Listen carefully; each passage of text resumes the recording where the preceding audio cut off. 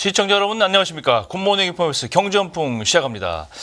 자, 매주 수요일은 빠르고 정확한 기업들의 소식을 전해주시는 시간이죠. 리더스 인덱스 박주근 대표님 모시고 함께 알아보겠습니다. 오늘은 어떤 기업들의 숨은 얘기를 가져오셨을까요? 어서 오세요. 네, 안녕하세요.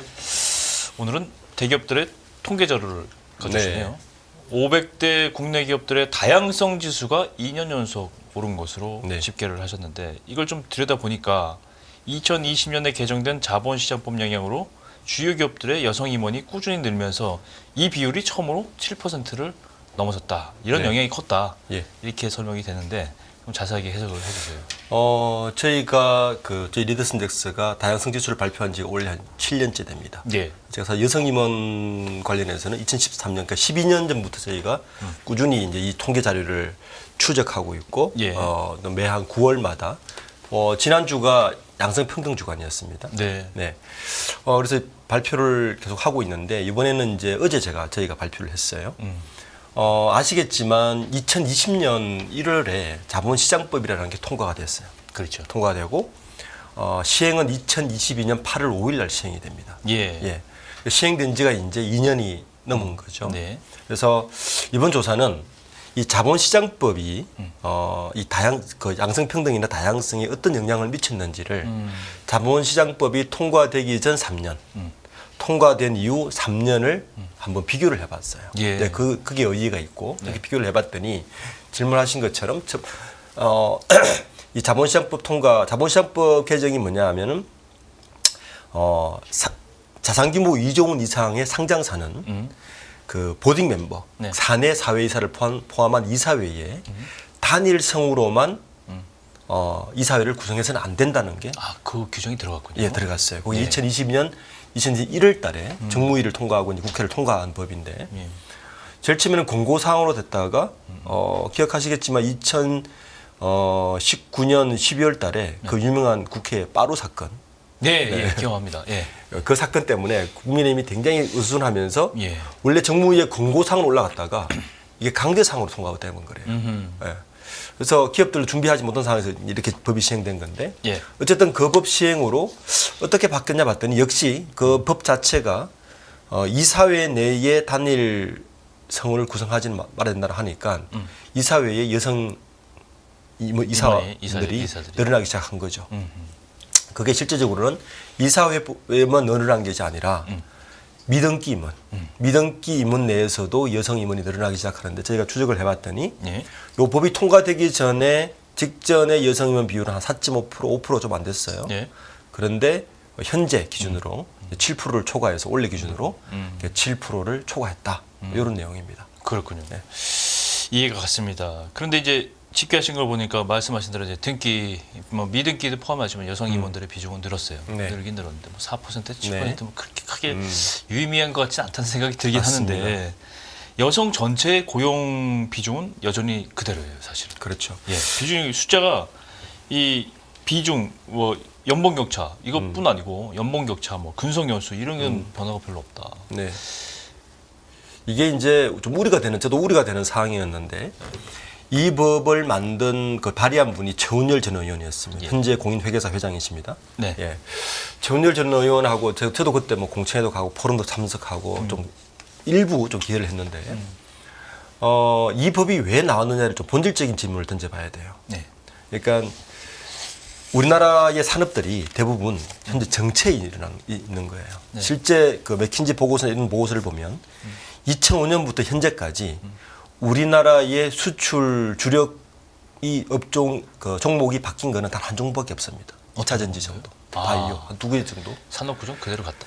나머지 산업 구조는 그대로 간 거예요. 그러니까 지금 우리 주가가 정체할 수밖에 없는 구조를 가지고 있는 거죠. 이제 보면 신성장 동력 산업이 없다는 거예요. 그러니까 이런 왜 산업 구조 이런 2005년이 어떤 해냐면 2005년부터 우리나라 산업이 패스트 팔로우에서 프론티어로 간 원년입니다. 그러니까 세계 1등이 나타나기 시작한 게 2005년쯤이에요. 그래서 그때부터 블루오션이나 세계 그런 것들이 우리가 이야기됐는데 패스트 팔로우 때는 일사불란한 조직이 필요했죠. 당연하겠죠. 왜냐하면 열심히 오퍼레이션 이피션시를 극대화시키면 되니까. 이런 거죠. 진대재 전 장관이 16메가 DRAM을 개발할 때 삼성전자 전 사원을 데리고 16km 행군을 한 것 같이 뭐 그런 식으로 일사불란한 조직이 필요했던 거예요. 그런데 어느 순간 세계 1등이 되어버렸어요. 네. 그다음부터는 어느 누구도 길을 가르쳐주지 않습니다. 우리가 만들어야 되는 길인 거죠. 네. 그렇게 되니까 어떤 현상이 벌어지냐. 이 창의성이 필요하다는 기업에서 내부적인 이야기가 많이 나왔어요. 그렇죠. 특히 이사회조차도 한 성으로만 구성되면 첫 번째 견제 역할이 되게 부족하고 그 다양성과 창의성이 부족할 수밖에 없어서 이거는 우리가 좀 수정을 해야 되겠다고 해서 이 법이 만든 겁니다. 그래서 일단 이사회 내에서 여성을 좀 등용을 시키자라고 이 법 강제로 만든 건데 네. 사실 그것조차도 제가 7%를 말씀드렸지만 예. 원래 이사회에서 실제 힘을 발휘하는 건 사내이사죠. 그렇죠. 예. 예. 실제 제가 자세한 통계를 보면 사내이사는 그대로예요. 비중. 무슨 얘기인지 알겠습니다. 예, 기업들이 사회이사만 늘렸습니다. 그러니까 실제 지금 본질적인 법으로 바뀌지 않는다는 거죠. 이렇게 바뀌지 않으니까 방금 질문하신 것처럼 어떤 현상이 벌어지느냐. 일종의 페이크 현상이 벌어지고 있다. 숫자만 그렇게 딱 숫자만 임원이 그렇게 되고 나니까 실제 여성 고용 인원도 그대로 정체되고 있다는 거예요. 그러니까 이 법이 통과되기 전 2019년도에 그 500대 기업의 여성 고용 비중이 26%였거든요. 예. 그러다가 팬데믹을 거치면서 오히려 떨어집니다. 뭐 생각해 보시면 여성 고용이 가장 많이 일어나는 업종이 유통, 그렇죠. 생활용품, 지극탄을 맞은 거죠. 네. 거기서 고용이 떨어졌다가 올해가 돼서야 겨우 2019년과 같은 26.2%를 맞춰놓은 거예요. 그러니까 법의 발의는 본질적인 목적은 우리나라 산업 변화에 맞았고 바른 방향이었지만 사실은 이 법이 일종의 페이크가 일어나면서 실질적인 변화인 여성 고용 비중은 정체를 벌이고 있어서 본질적인 목적을 달성하는 데 좀 한계가 있었다. 이렇게 평가할 수 있을 것 같습니다. 말씀하신 거 들으니까 이제 양성평등지수 개발하신 이유하고 배경을 좀 알겠어요. 네. 알겠는데 이 어떤 요인들 이게 여성 임원들 고용 비중은 이 중에 한 가지고 어떤 요인들을 추출해서 지수화를 해야 될 거 아닙니까? 네. 어떤 요인들이 들어갑니까 이 지수에? 제가 이 지수를 만들 때 사실은 참고한 게 뭐냐면 WEF 세계 국제은행 네. 에서 항상 발표하는 그 젠더 갭 인덱스가 있습니다. 젠더 갭 인덱스. 예. 이 지수에서 올해도 우리나라가 몇 위 했을 것 같아요? 중간 정도는 하지 않았을까요? 106위 했습니다. 와. 네. 2019년에 99위 했거든요. 예. 오히려 떨어졌습니다. 아. 이 젠더 갭 인덱스에서 가장 크게 다루는 거는 사실은 셀러리, 연봉 격차를 많이 따집니다.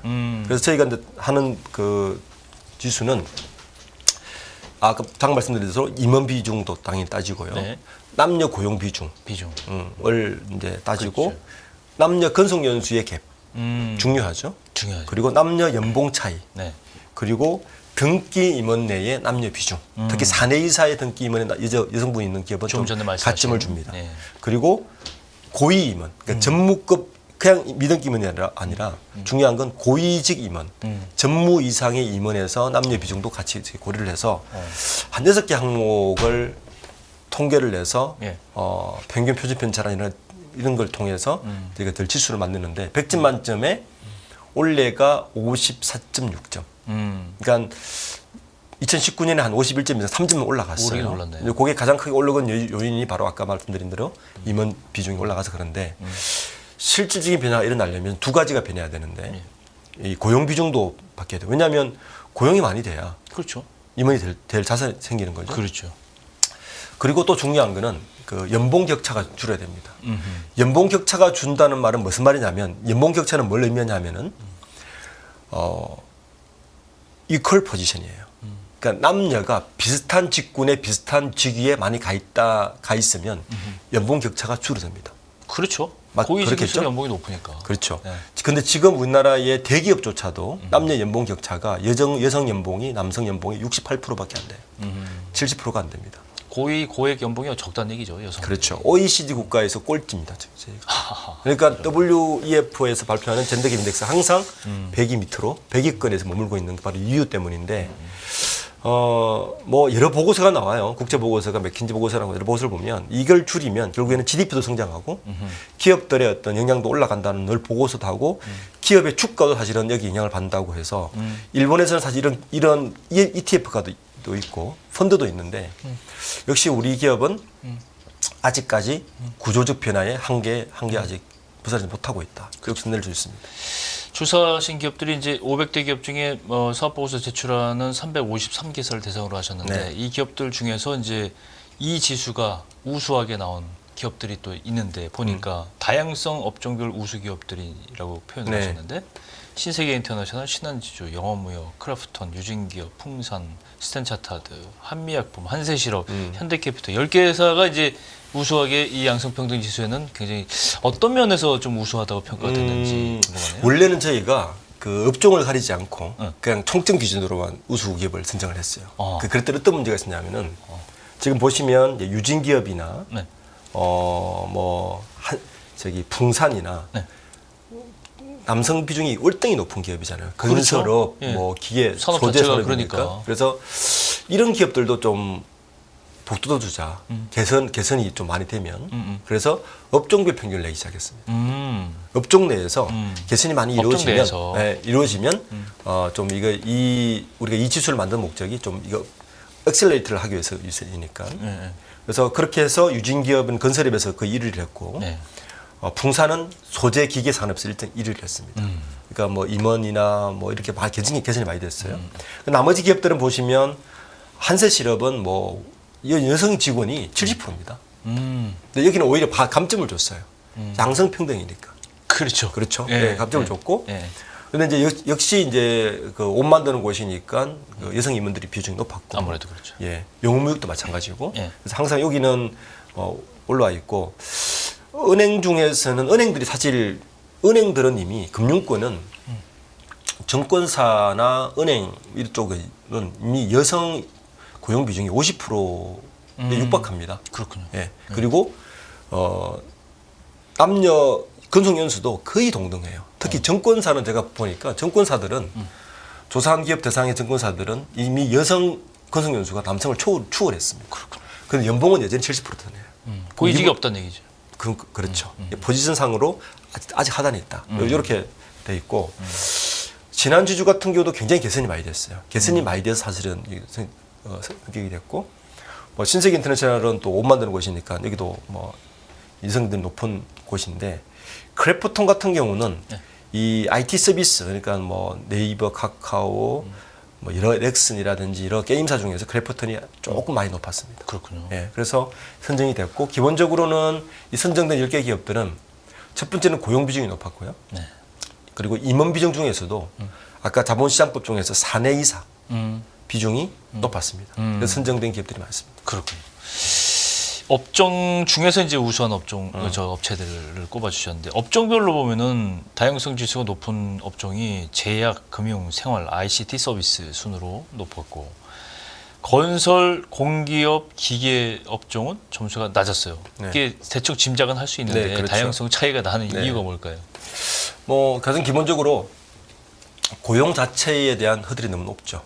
낮은 곳은 아시겠지만 건설, 공기업, 기계 뭐 이쪽은 그 여성이 진입하기 힘들죠. 이성 직원 비율이 하라고 생각을 하죠. 15% 이하입니다. 15%밖에 안 됩니까? 예, 15% 이하고 재밌는 것은 GS건설에서 몇 년 전에 재밌는 그 어떤 도전을 했어요. 네. GS건설이 이제 해외 사업장이 많지 않습니까? 그렇죠. 신입사원을 뽑은 다음에 여성 직원들을 해외 사업장에 보내봤대요. 사실 다 꺼려잖아요. 그렇죠. 그 현장이고 이러니까 여러 숙성 문제들 여러 가지 문제가 있으니까 그래서 생각보다 퍼포먼스가 좋았다. 그래요. 어쩌면 우리의 선입견인지 모른다. 선입견이네요. 네. 그래서 공기업은 이제 왜 낮았냐면은 공기업은 철저하게 그 정권별로 다릅니다. 그러니까 문재인 정권과 현재 윤 정부와는 굉장히 차이가 많이 납니다. 이건 왜 차이가 나느냐? 공기업은 모든 지표를 경영평가에 초점을 맞춥니다. 그렇죠. 예, 성과 얼마 냈는지. 예, 6월달에 경영평가의 SABC에 따라서 본인들의 인센티브나 모든 게 달라지기 때문에 경영평가의 지수에 어떤 항목을 집어넣고 어떤 항목을 빼느냐에 따라서 이 항목이 완전 달라집니다. 그렇게 했나요? 그러니까 문재인 정부 때는 여성 임원 비중을 타겟을 아예 줘버렸어요. 그래서 사회적 뭐 가치 이런 걸 줘보니까 높았는데 이제 공기업이 이제 한전이 부채에 빠지고 하면서 윤 정부 쪽에서는 모든 지표를 파이낸스 재무 지표로만 거의 맞춰버렸어요. 기재부에서. 그러니까 이쪽 완전히 이제 낮아진 거죠.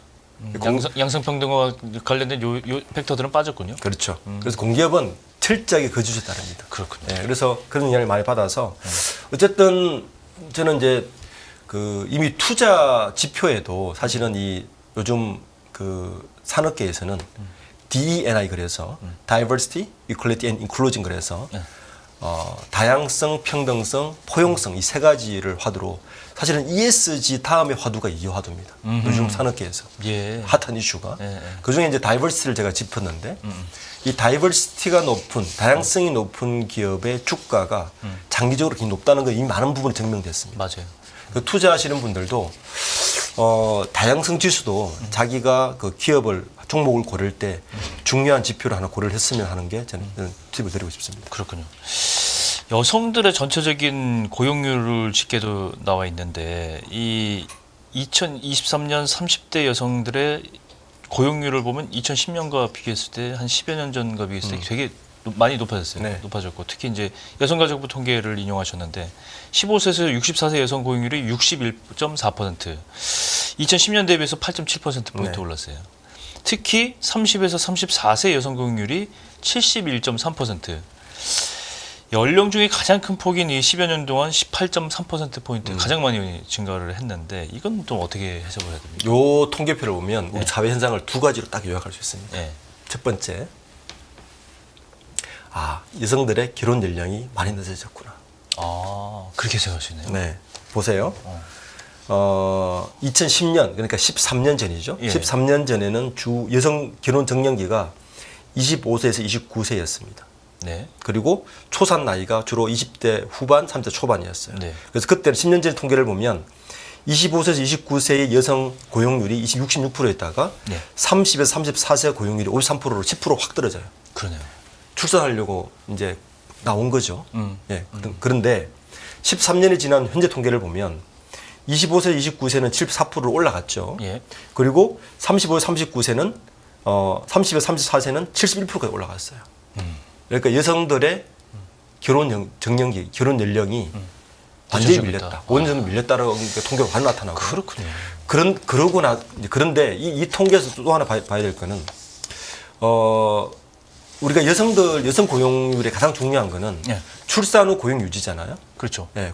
출산 후 육아휴직을 많이 지금 주고 2010년 이후부터 육아휴직을 굉장히 장려하고 많이 주고 있는데도 불구하고 출산 이후의 고용률은 여전히 답보 상태다.